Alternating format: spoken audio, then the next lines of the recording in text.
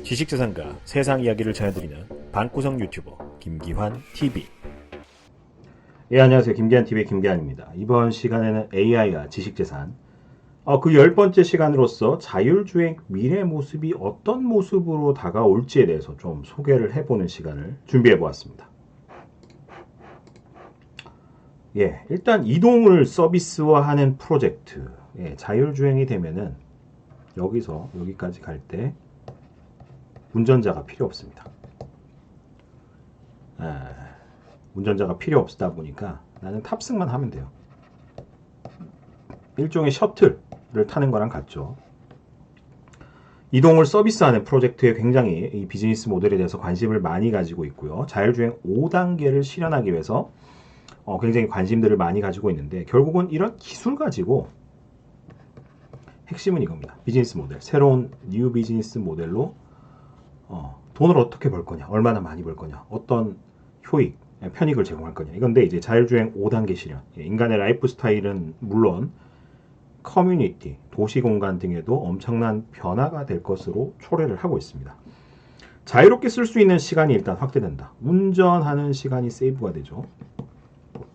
예, 1시간을 운전해서 출퇴근을 한다. 그럼 이 시간 동안, 이 1시간 동안 뭔가를 할 수가 있는 거예요. 그러니까 미국인이 이제 매일 자동차로 출근하는 전국 평균 시간이 편도 26.1분이라고 합니다. 우리나라 같은 경우는 서울의 이제 직장인들, 서울 경기권 직장인들이 이 도어투도어 1시간권이면은 굉장히 선방한다, 이런 얘기를 해요.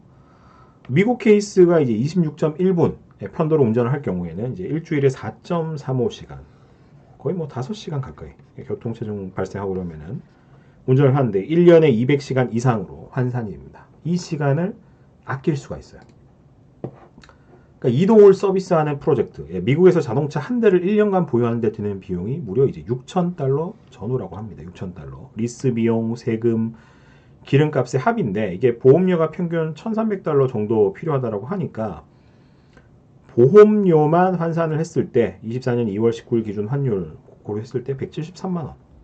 보험료만 173만 원이 어떻게 보면 세이브가 되는 거죠. 엄청나네요. 엄청난 금액. $6,000라는 금액도 그렇고, 자율주행 자동차와 공유사회로 변화하면서 근본적으로 이러한 비용 자체가 필요 없게 돼요. 예, 자동차에 대한 비용이 세이브가 많이 된다.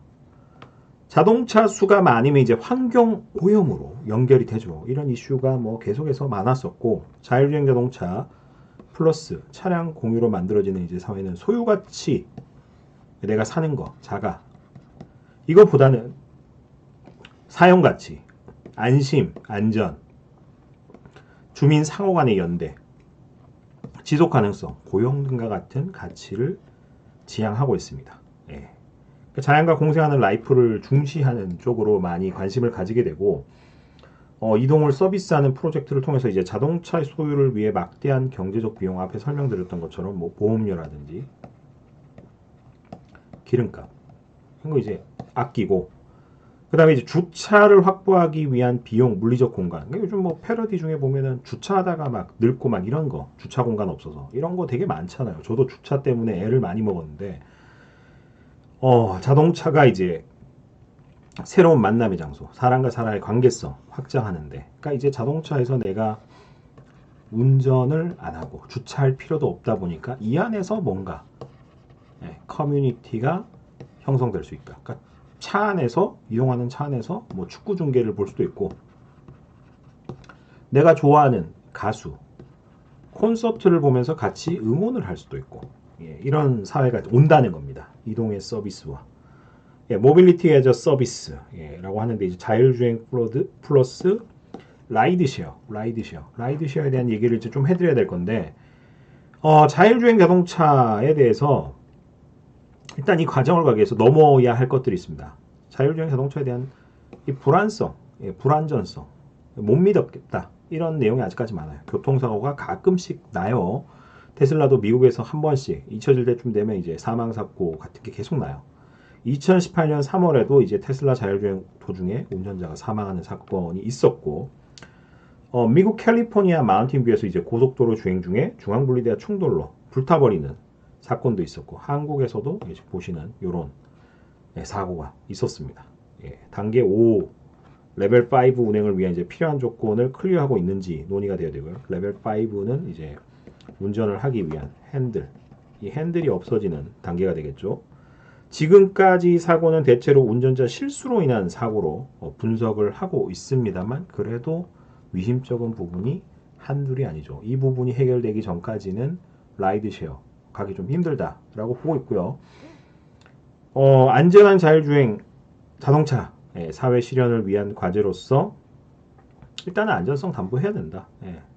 안전하게 자동차 자체가 이제 자율주행 자동차 자체가 굉장히 안전하게 설계가 되어야 되고요. 그 다음에 이제 소프트웨어, 센서, 어플 등이 일정 정도 이상의 품질과 안전성 확보 필요하다. 특히 이제 센서 같은 거 중국산 이거에 대한 불안이 너무 많죠. 이제 IP 해킹이라든지 뭐 이런 게 많아서 우려스럽다. 이게 있고요. 그 다음에 이제 자율주행 시스템이 일정 수준 품질을 갖춰도 도로 이제 신호체계 등 교통 인프라 연계 시스템 또한 마련이 돼야 된다. 그러니까 도로가 후지면은 이게 아무리 잘 돼 있어도 문제가 생길 수 있다. 그 다음에 이제 5G 일상. 우리나라 그동안 5G인 줄 알았더니 진짜 5G가 아니더라. 뭐 이런 얘기도 있죠. 그래서 흔히 말로 렉, 통신이 잘 안 되면은 이게 제대로 작동 안 할 수가 있습니다. 자율주행 자동차가 이제 자유롭게 운행될 수 있는 통신 인프라가 100% 완벽해야 된다. 이거 없으면 안 된다.